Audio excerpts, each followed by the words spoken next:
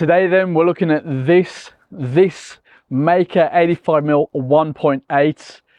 It's not brand new, but I think it's worth looking at. Now, we recently looked at at the time of recording is their latest AF lens, and it's a very, very interesting option at a great price, let's just say. So I thought I'd go back in time, only a little bit, and see what their other autofocus numbers like. Now, we're currently shooting with it on the T4, as you can read. If I jump out of shot, we'll see how the STM is faring. We will have another test of that later on.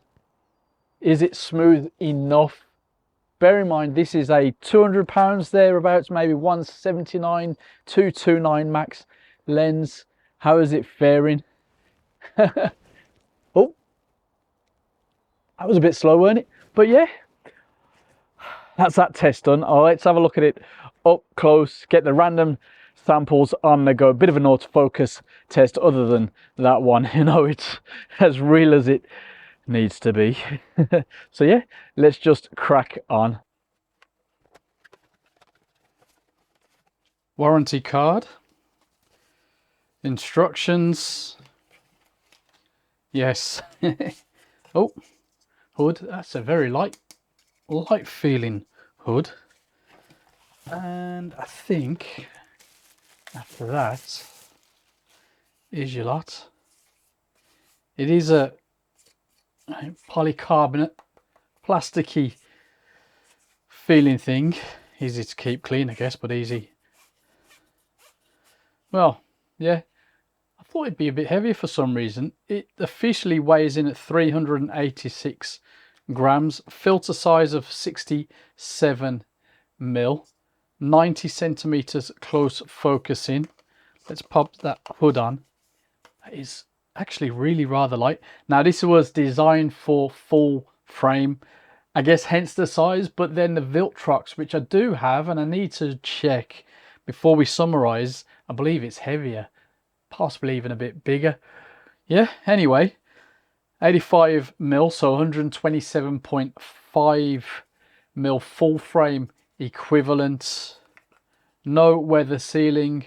We do have a USB port there for firmware updates. Obviously, it's the older style, as the lens is a bit older, so no type C, but that's fine. STM focusing.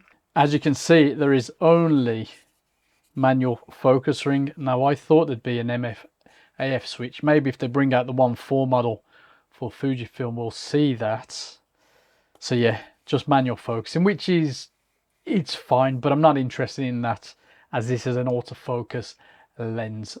So, you know, f1.8 to f22, no aperture ring is a bit of a issue, maybe, especially if you're shooting quickly, you're switching between scenes. I don't envision I'll be too worried about that with this one.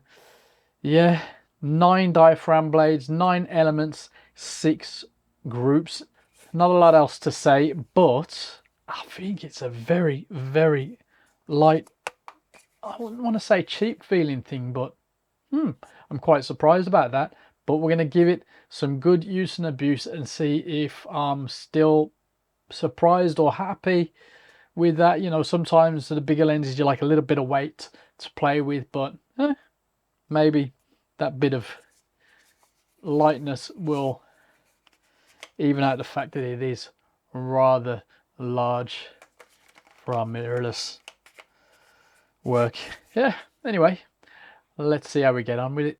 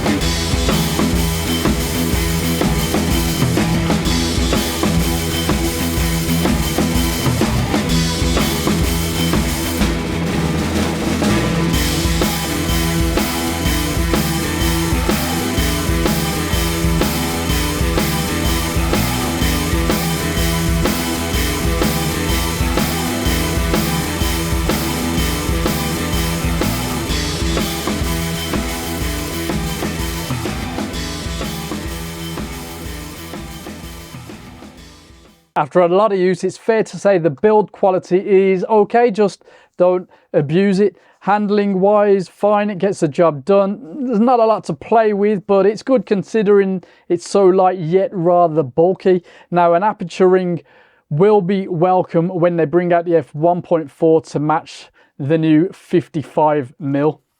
As you can see, autofocus, yeah, it's good on my T4 unless you need to shoot fast moving subjects. That is, I do find it performs better in video shooting as well. Now, when you're out shooting, if you can, I recommend leaving the camera on. Otherwise, the lens has to rack the whole focus before it's ready to get that shot, and those split seconds could make the difference.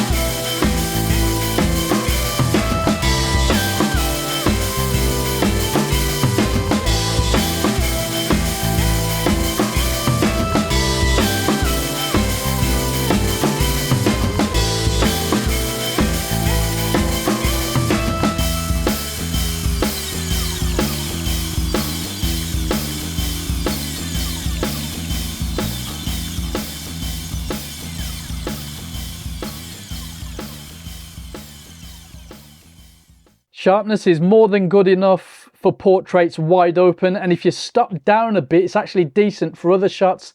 Color rendering, it's a bit towards the magenta side, you can work with it, and contrast is also basically not a problem either. Vignetting is very good, but as you can see, chromatic aberration and fringing are pretty problematic. Close-up image quality isn't amazing either. There is minor barrel distortion, and the lens isn't great at controlling stray light from the front, even with this big hood.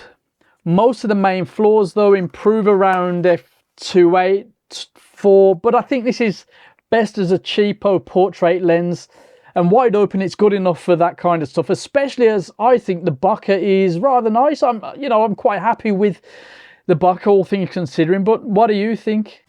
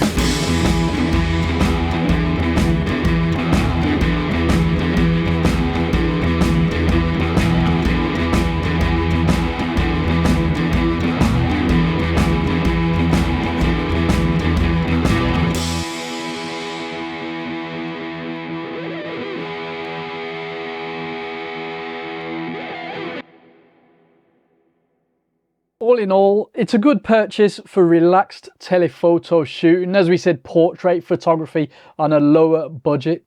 It flicks between 179 and 229, and even at 229, I think it's unmatched on the market. Of course, the nearest equivalent is the Viltrox 85mm f1.8, which I own, which costs more than £100 more, is over 100 grams heavier, but has better image quality overall.